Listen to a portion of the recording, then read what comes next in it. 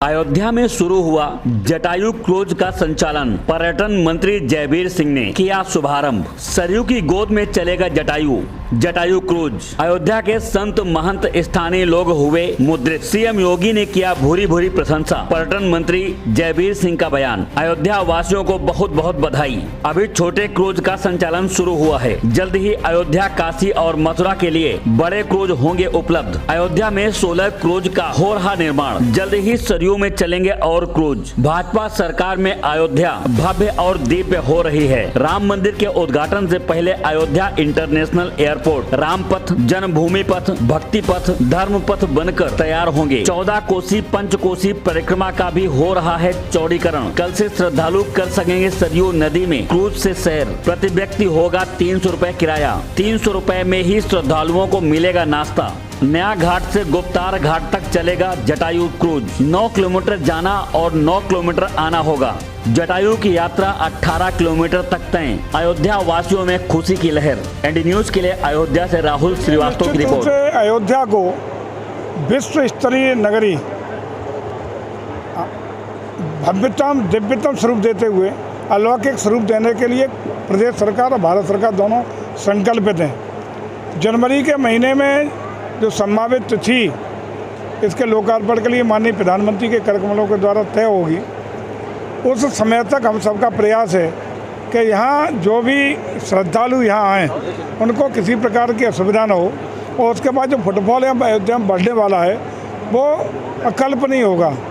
जो मैं समझता हूँ काशी में जिस तरीके से फुटफॉल बढ़ा है उसको देखते हुए उससे कहीं ज़्यादा फुटफॉल यहाँ अयोध्या में बढ़ने वाला है। तो उस समय तक उनको कोई तकलीफ ना हो।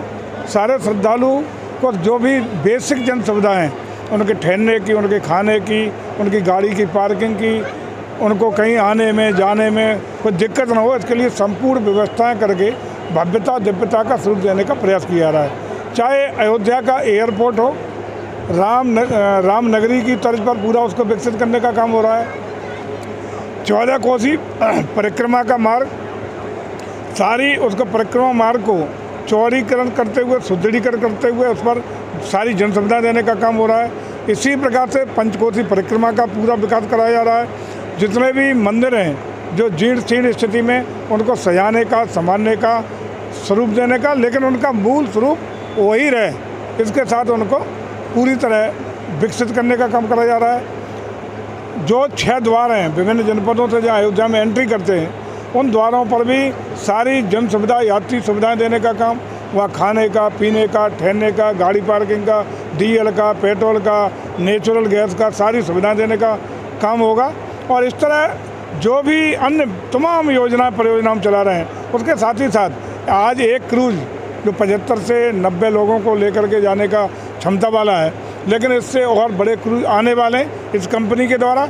और साथ ही साथ नेडा के द्वारा, जो हमारा ऊर्जा विभाग का नेडा है, उसके द्वारा सौर ऊर्जा से संचालित क्रूज पूरे प्रदेश के जहाँ जहाँ हमारे, चाहे वो काशी हो, अयोध्या हो, मथुरा और वृंदावन हो, यहाँ उसके माध्यम से भी क्रूज चलाने का काम होगा। बल्कि एक सुखद संदेश आपके लिए है।